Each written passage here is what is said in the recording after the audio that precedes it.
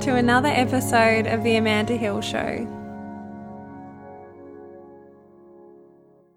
Hey everyone, this is Amanda, and first of all, thank you so much for tuning in today.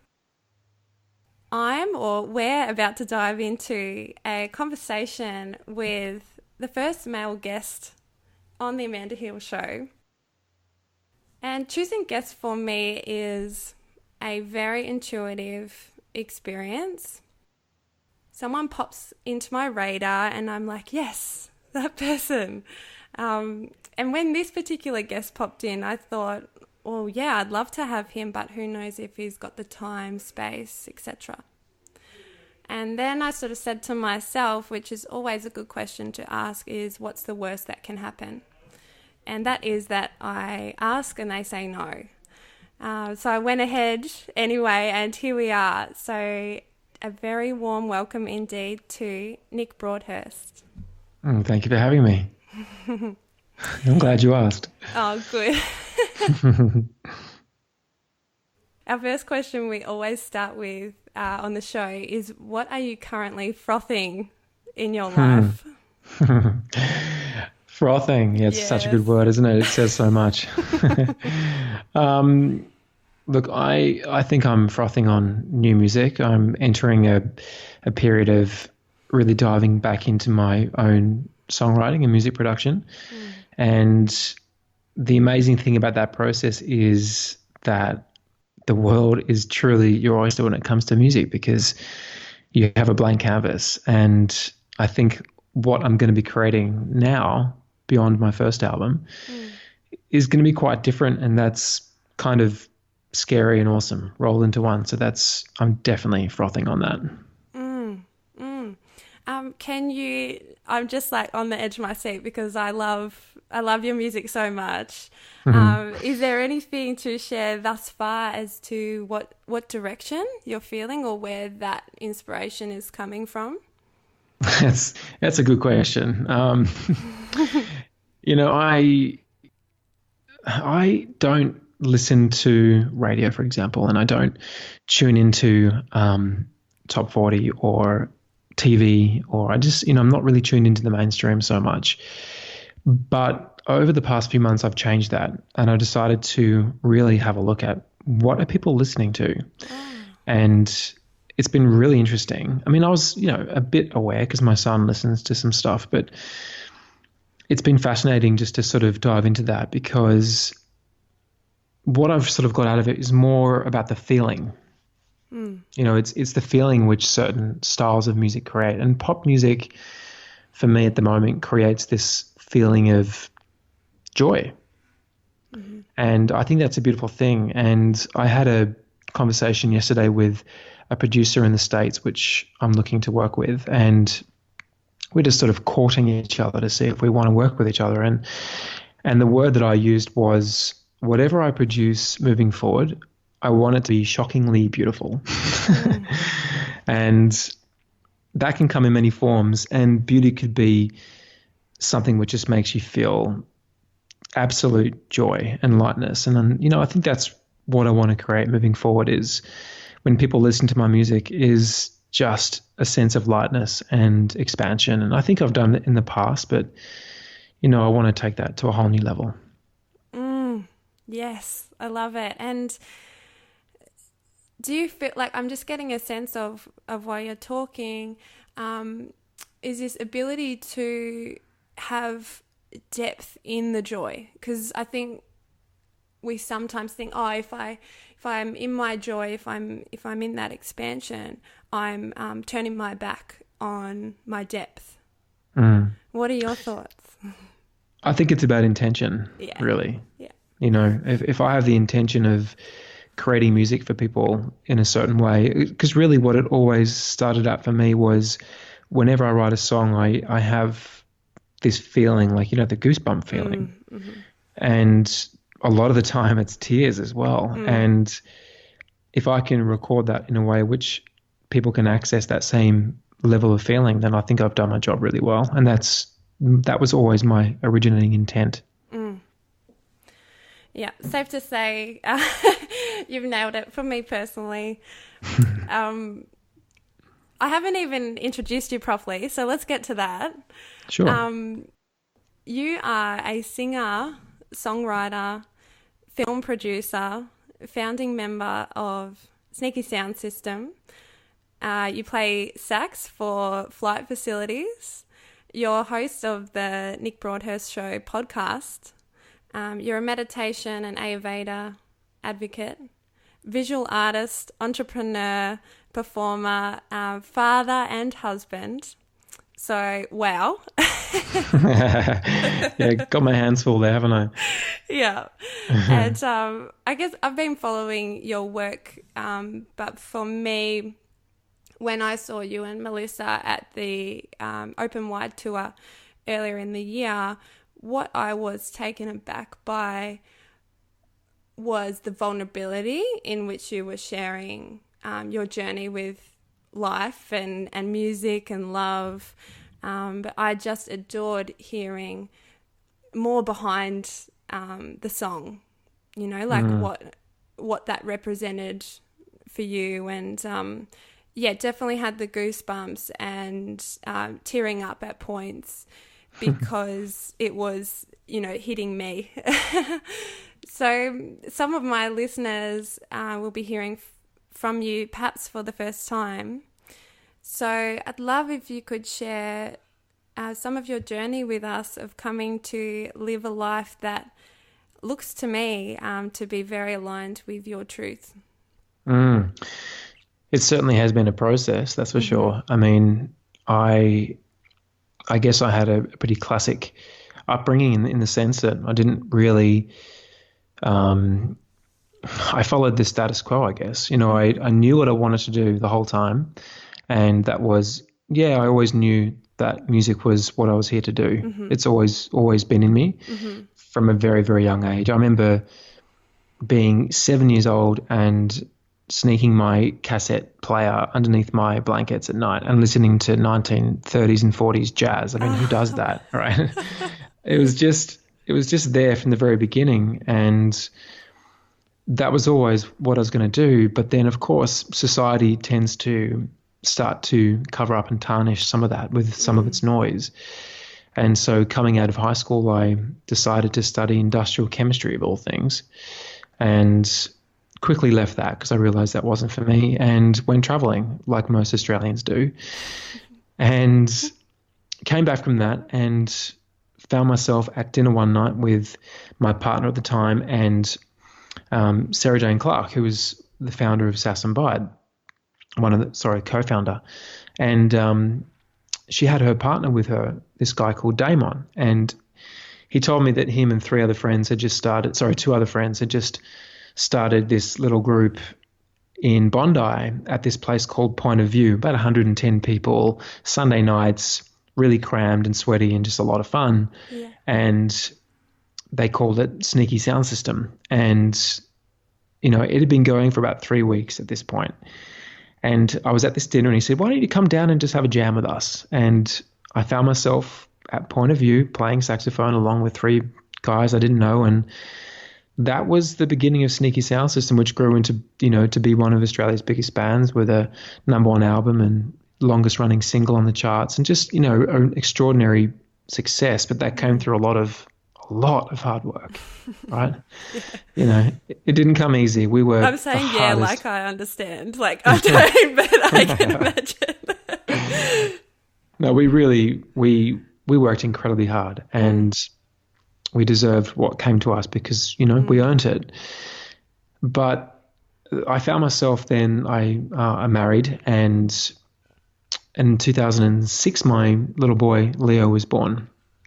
Not so little anymore. He's almost 13. But at that time, I was traveling a lot. I was away from my family, and my wife at the time, my partner at the time, felt that music wasn't such a good fit for the family. So I actually left that and went into real estate, of all things. And in that journey, you know, I really discovered what it meant to work, like really work hard, because real estate, I believe anyone who makes it in that business, hats off to them, because it's so tough. And I was working commission only. So, you know, mortgage, family, kid, and you get paid if you sell something. Otherwise, there's nothing. And that created for me a level of push where I had to create something out of nothing. I had to really push very, very hard to create success in that career. And I worked my way out from nothing. I didn't know anyone in the area. And I changed offices a few times. And within 5 years, I'd gone from nothing to an average sale price of $6.7 million. And I created a lot of wealth for myself. I was awarded the top agent by the Real Estate Institute of Australia, and the career looked great from the outside. But what was happening on the inside was, number one, I was so far off track from my truth, which was music, right? And whenever you do that, there's always going to be a price to pay. Mm-hmm. But that level of push and I guess moving away from what was true for me started to manifest in my health. And I remember sitting in front of the TV one night, and I was in my fancy home with the big mortgage and the BMW and the Mercedes out the front. Everything was looking good, supposedly. And I'd had this headache for like 3 days, and I couldn't place, why did I have this headache? I never got headaches. And I was watching a film on my own on my expensive chaise lounge, and I literally got to the point about 8 o'clock at night where I thought, I don't know if I can take this anymore. And I was taking painkillers, which I hate to do, but I did it at the time because I was in so much pain. And I went to bed. I called my parents. I said, look, I think something's really wrong. Please leave your phone on. I tried to sleep it off, but I got to midnight and realized something was really wrong. And I rolled out of bed, called a taxi, and got myself to hospital. And that 5-minute taxi ride was the worst 5 minutes of my life. I was in so much pain. And the hospital I went to was in Darlinghurst in Sydney, where a lot of junkies and addicts are around that area. And when I rolled in there in my Ugg boots and my Adidas track pants, they thought I was a junkie. So I found myself in the emergency room for 2 hours thinking I was going to die, getting told to basically be quiet. And then I woke up several hours later, I must have passed out, in intensive care. And long story short, they thought I'd had a brain aneurysm. They'd done lots of tests, and it turned out in the end to be meningitis. So what was a normal... It's serious, isn't it? It's serious, and it was life-threatening. And what was a normal virus in my body turned out to become almost a deadly virus. And what allowed that to proliferate was stress. And stress and imbalance opened this gateway to my nervous system that allowed this to take hold and almost take my life in the process. So that was the first wake up for me, but I didn't get the sign. I didn't hear it. I ignored it, and I kept pushing and I kept pushing. And then in 2010, my body just gave up. It just collapsed. And I had about 3 years where I was bedridden, and, classic mystery illnesses. No one knew what was wrong with me. I hear that story all the time, but I found my way out of that, and that was not easy. It was a process of hundreds of thousands of dollars and countless specialists and dozens and dozens, if not hundreds of books and interviews and everything I could consume to figure out what was wrong. Really what it came back to was I was not on my true path. I was not being of service. I was not creating anything of real meaning in my life. I was not adding value to people's lives. And I was completely focused on self. Myself, not self. I was focused on myself. Lowercase s. Lowercase s.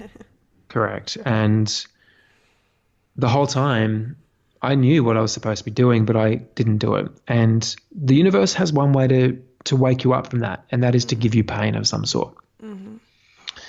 And it just took a lot of pain for me to see that. But, I'm grateful for that experience. And at that time, my marriage broke down, and, I had to go through divorce, which added more stress and financial pressure. And it was a real pressure cooker of everything you could imagine at the time. But I learned a lot. I learned what I wanted in life. I learned what I didn't want. And through that, I managed to, I guess, find my way back. And where I am today is a life I pinch myself with. I have the most beautiful wife in Melissa, who your audience will probably be familiar with her work, with her books, Mastering a Mean Girl and Open Wide. And we have an incredible life. You know, it's a very abundant life where we have space to do what we want to do. I get to create what I want to create and live how we want to live. And we've done that just by tuning into what's really true for us, but taking action every day. And it's not easy, but it's the only work I'm here to do. And so that makes it easier, if that makes sense. Mm-hmm. Mm-hmm. Amazing. I really resonate with hearing that. I also had the wake-up call through health with chronic fatigue. So I really...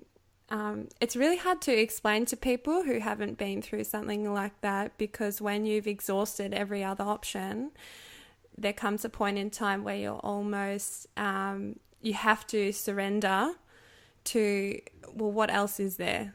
Because I've tried everything, I'm willing, and I'm open, you know, which is where my spiritual awakening came from. What I'd love to ask you here is actually when you mentioned about all the books and all the money spending on working out what was wrong, or looking to different teachers, I guess, for inspiration or wisdom. When you look back at that now, is there a particular teacher or few teachers that really shone some light for you, or mentor, or? So many. I mean, we can look at the people who write those books as mentors, and they don't know that there are mentors, but they are. There were pivotal books for me which really changed a lot, and I would say that The Way of the Superior Man was a huge game changer for me. There is also the sister book of that, called Dear Lover for Women. That, for me, understanding my role as a man and understanding that unique balance of masculine and feminine energy within myself changed everything. Because before that, I liken it to being like blind, like flying blind, literally.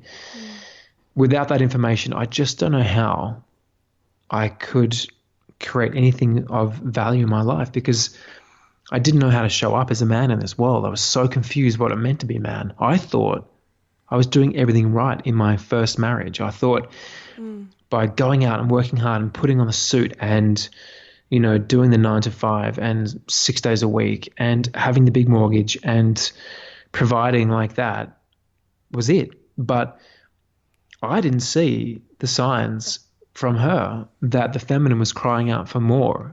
I didn't know how to read those signs. I didn't know how to translate it.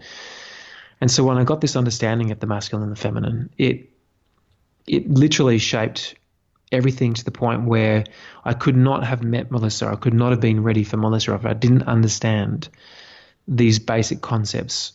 So, I mean, that's a big topic. It's a big topic, but yeah.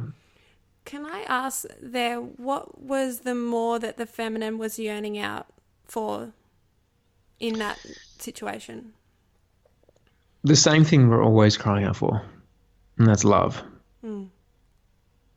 It's always the same thing. Yeah.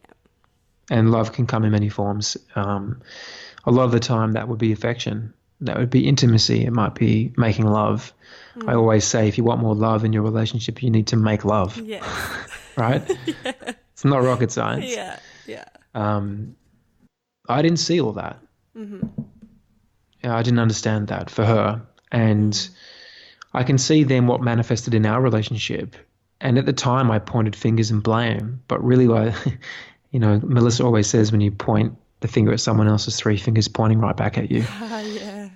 And I certainly had 3 fingers pointing right back in that situation, because I just did not recognize what she needed as the feminine in that relationship. I thought I was doing everything from the male perspective, but not the masculine. So that was a game changer for me. Yeah, great.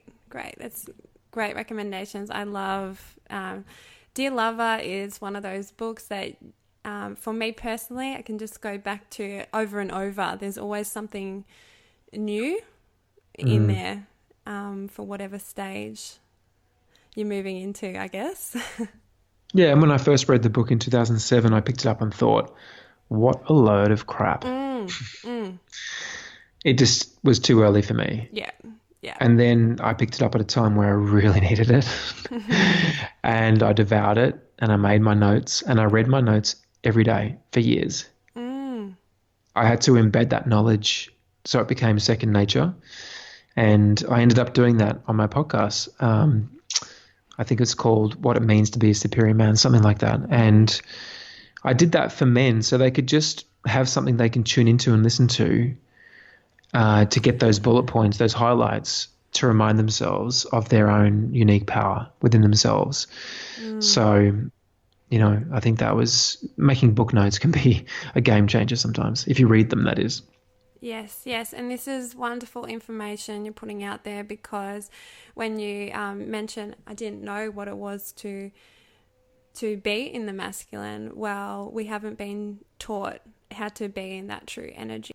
Yeah. Yeah. Yeah, absolutely. Yeah. And if I had to give another recommendation, I would say another book was Conversations with God. I mean, these are all classics, right? And they're classics for a reason, because they have impact.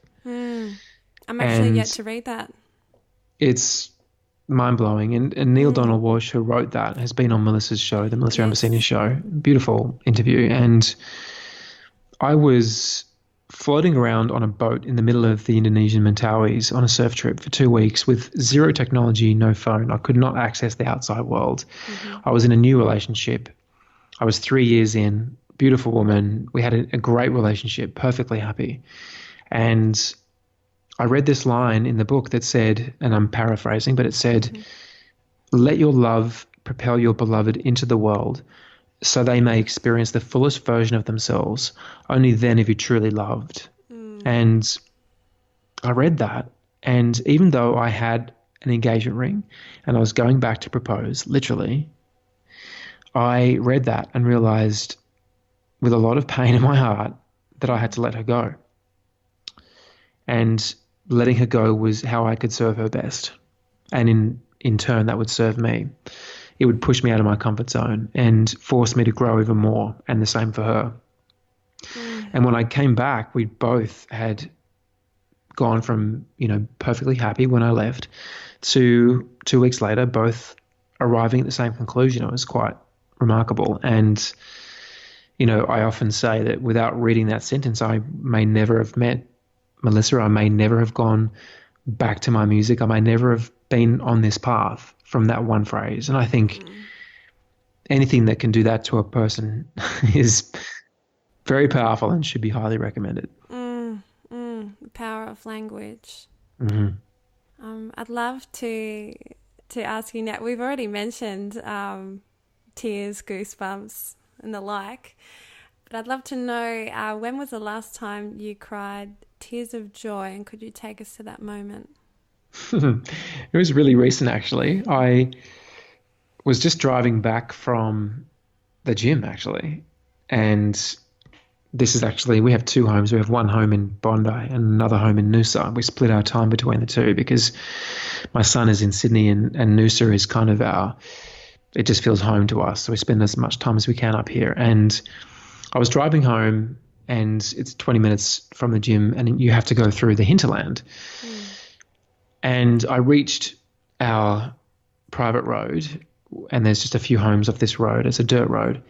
And I was driving along, and it was this time of day, which we call magic hour. It's about 5 o'clock, where the sun's almost down.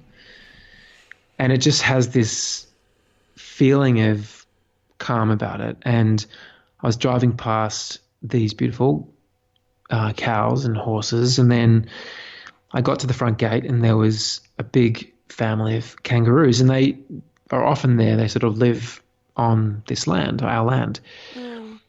And the sun was kind of in my eyes. There was kangaroos there. I had to wait for a kangaroo to get out of the way. I had to drive very slowly because if I went too fast, I would force it to jump over barbed wire, and I've seen them get hurt doing that.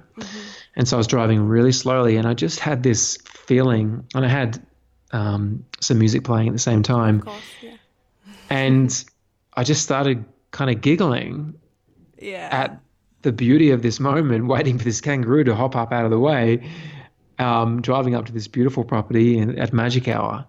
And the goosebumps came and the tears, not big tears, but, watery eyes came. And I just, in that moment, had such intense gratitude for being alive. And, I get that quite frequently. I get that whenever I walk around the Noosa National Park. I get that when I see my son in the mornings or when he's asleep. I get that when I make love with my wife. I get it so often. I get it when I write music. It's really frequent when I'm writing a song. Just intense gratitude. So beautiful. And this is the natural state of being, really. It is. And at the same time, it's very easy in an interview to come off sounding high and mighty, like life's perfect. Yes. And you spoke before about vulnerability, and I find that I am my most comfortable when I'm being vulnerable. It's just for whatever reason is where I like to be. And it would be remiss of me if I didn't say, while all this is good and everything that I've managed to create is great, that's 50% of the game.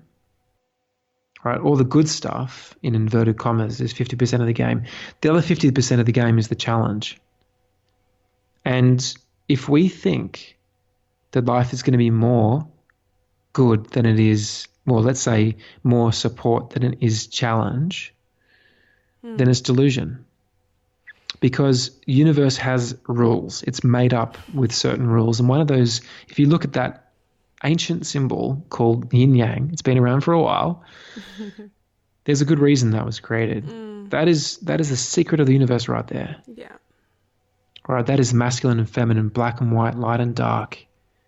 Everything exists within yin and yang. And if we think that life is always going to be rainbows and butterflies, it is delusion, and it's setting yourself up for disappointment. So whilst everything is beautiful, I will tell you that the last week I've had a really challenging week with my wife. And all of that evaporated this morning when we made love. Right? And I just have to presence that in this conversation because I listen to a lot of podcasts, and I feel like it's sometimes from a listener's perspective, you could almost get, FOMO that you're not creating as much as the person you're listening to in life. But if that person doesn't talk about the challenge, they're doing a disservice because the growth is in the challenge. That's the beauty. Yeah. Right? And my life has been met with all sorts of challenge, but all sorts of beauty. And, I appreciate them both. And when I'm in those moments of challenge, like I was with my wife, I just was like, you know what? This is all good. Because beyond this is a new level of growth we're going to hit, and a new level of understanding in our relationship that's going to support us to reach new heights. And, it's really important that we mention that. Thank you so much. Relationships, it's just like you're signing up for the biggest personal growth journey ever. I completely relate and really appreciate your honesty with sharing that. I can go way deeper, as you know. I'm an open book. It's great. This is where it's heading because I just mentioned to you before we got on the call that I loved your latest podcast, which I think a lot of my listeners would enjoy hearing. It was titled, Help, I'm More Conscious Than My Partner. And when it popped up, I thought, here we go. I was sort of rubbing the hands together. Like, I'm in. I'm ready to hear this. Because I guess I'd like to share with you that the two questions I get asked the most are, number one, are you vegan or vegetarian? And number two, is your boyfriend into all of this stuff. And the answer to both for me is no. And I was really happy to listen to your podcast because, especially when you spoke about the rubber band. So this is the exact situation my partner and I went through. We'd been together for a few years. I had my spiritual awakening. I was tightening up the rubber band going in one way. He was not, I'm staying here. Got tighter and tighter until we broke apart.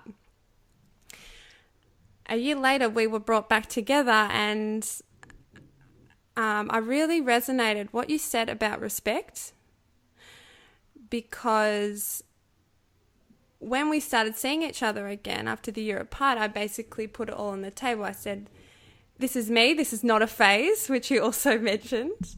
I was like, this is my life now. And he also had the chance to say, well, this is me. And we had to make that decision together to go, well, we're going to respect each other and we're going to make this work because of the love. Yeah. I'd love if you could share with my listeners a bit about this rubber band concept. Yeah, look, it's played out for you. Yeah, it's a sort of it's a visual that I like to use because I think it's really easy to relate to. So if you imagine yourself and your partner and you are standing back to back and you have a very large and quite tight rubber band around your waist, it's connecting you two together. And you decide to, for whatever reason, you've had some sort of awakening and you decide to go on a different path, a new path of personal growth, spiritual awakening, whatever you want to call it. And you take one step away, yet your partner is staying firmly rooted in his status quo or her status quo, and they are not taking that journey with you. They are very happy, very content right where they are. And so as you take that step away, you feel a bit of tension around your waist. You can feel that there is now a new sense of tension that wasn't there before. But you're enjoying this journey, so you take another step. And that tension increases. But still, your partner is rooted in their resoluteness to not move. They are wanting to maintain their status quo and possibly even potentially a little bit uncomfortable or threatened by what you are doing in your relationship in terms of growing apart. So, but you're not going to stop. So you take another step and another step. And eventually that rubber band has moved from being tension into now starting to really cut into your waist. And that is creating pain. So tension can turn into pain in the relationship. And as you get further and further apart, there's one of two things that's going to happen.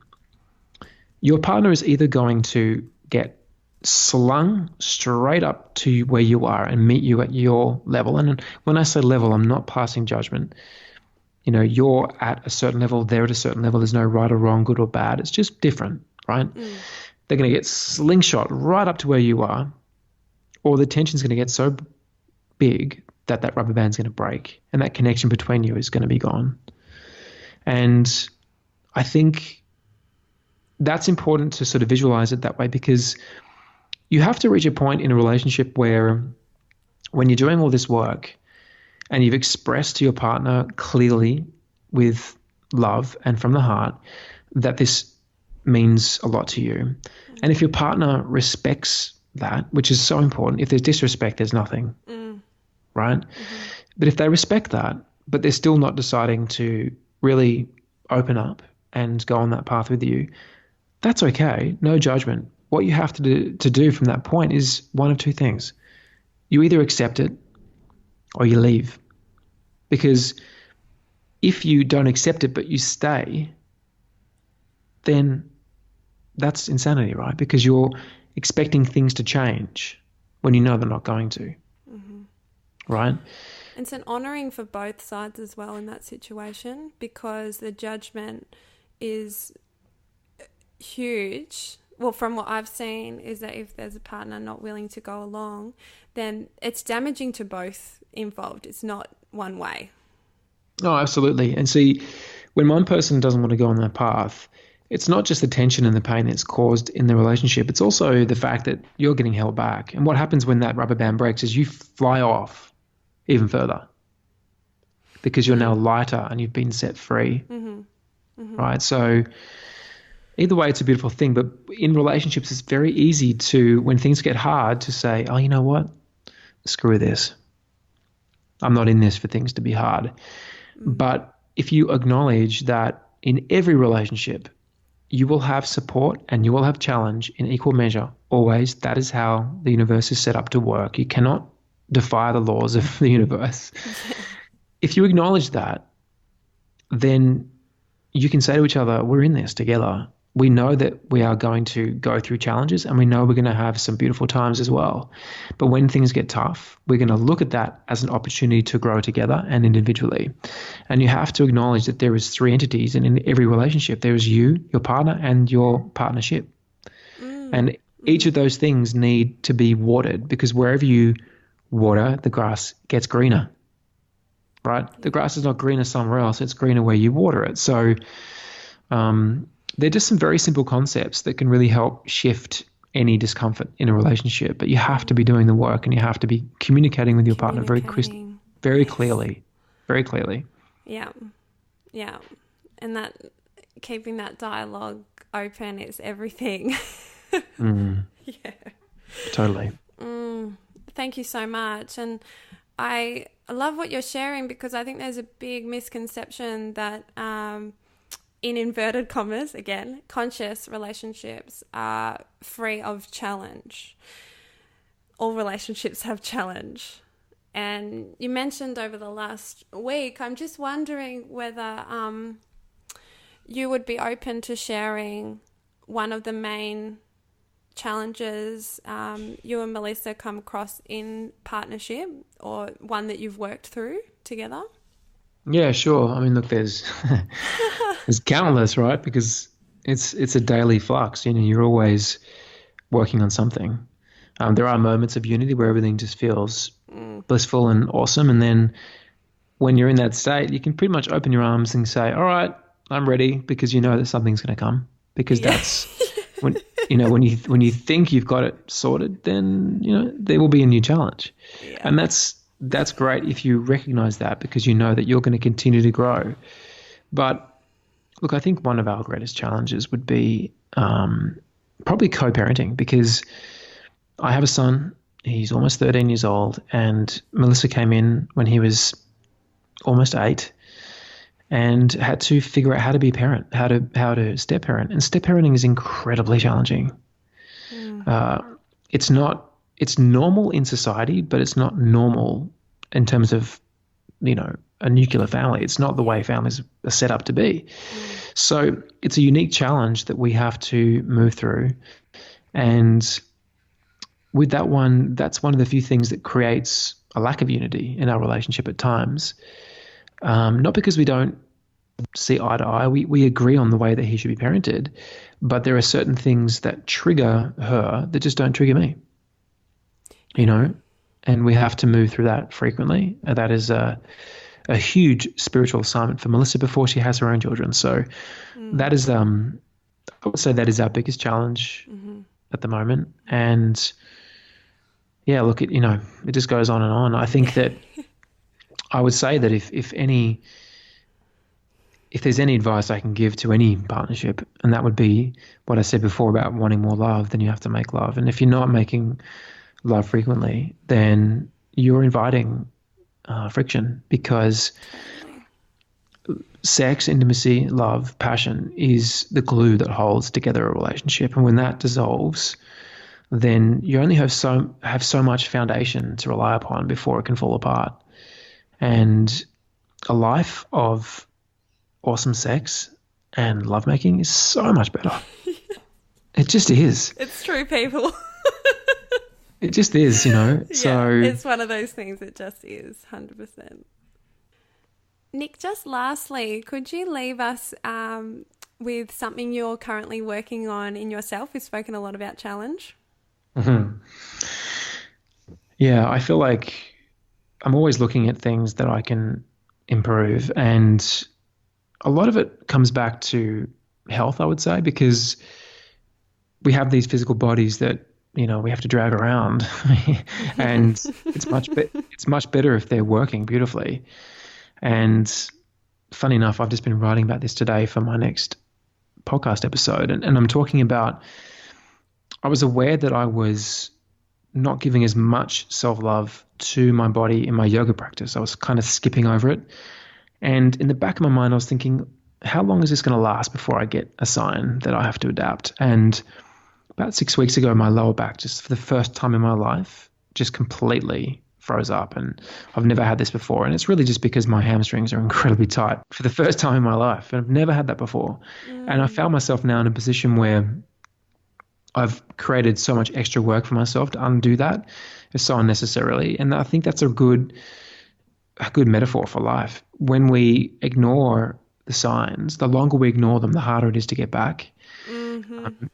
Lower backs and hamstrings, they're minor things, right? Really minor things. I'm just using that as an example because we could look at, for example, meditation. If we don't meditate, then we are setting ourselves up for a nervous system that's going to be more highly stressed, which can then lead to all sorts of things down the track. And so I think moving through my life every day with more self-awareness is the most important thing. And then I would have to say the number one thing I'm working on is embodiment, because I just so desperately want to embody wholeheartedly, like really at my core, embody everything that I've learned. And when I say learned, it's more remembered, because every single person listening to this episode knows everything I'm talking about. It's just that as we grow up, our parents, our schooling, our environment, everything starts covering up our truth, which is love. And love knows all. So I'm not sharing anything new. I'm just reminding your listeners of what they already know but may have forgotten. And I've remembered a hell of a lot of stuff over the years because I've had to. And now I'm in that phase of wanting to integrate that into a life of embodiment. That's my number one thing. Beautiful. I'm so hearing you. It was my word for this year, actually. So yeah, beautiful work. It's my screensaver on my computer. It just says embody. Yes, so good. So good, but so challenging. Yeah. Yeah, yin and yang. Yeah. So Nick, what's coming up for you, and where can my listeners find out more? So you can definitely head to my website, iamnickbroadhurst.com, and on social media at iamnickbroadhurst. That's on Instagram and Facebook. And my podcast, which is the Nick Broadhurst Show, which you can catch on all platforms. In terms of what's coming up, well, at the moment, I'm quite heavily invested in my team that Melissa and I created called Path to Freedom. That is an essential oils doTERRA team, which has kind of gone, it's just so big so quickly that I find myself mentoring a lot of people around the world, which I really, really enjoy. Awesome. I'm in an Congratulations. Oh, thank you. Yeah, it's a lot of fun. I'm in a very intense period of that right now, which will ease off very soon. And that's easing off into music. My sole focus for the next 12 months will be creating the best music I can. And tied into that will be touring with Melissa. I want to take the open wide show to a whole new level, taking that into a dome where we're going to be wrapping people in three-dimensional imagery. We'll have music, obviously interwoven with story, as you heard on the open wide tour, like a real-life musical. We're going to be anchoring certain parts of the show, certain emotions with essential oils. So we're creating... I know, it's... Just keep adding the layers. And then this, and then this.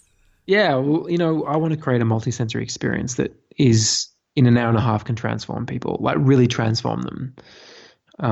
That's my goal. I think that's the zone of genius for Melissa and I is in that live space.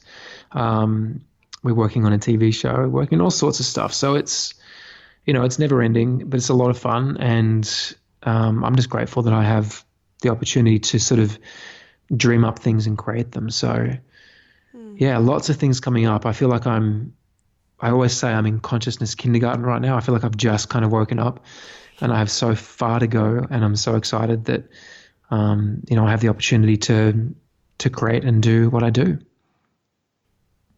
Amazing, amazing. So excited for you, and can't wait to watch this space, basically, Mm-hmm.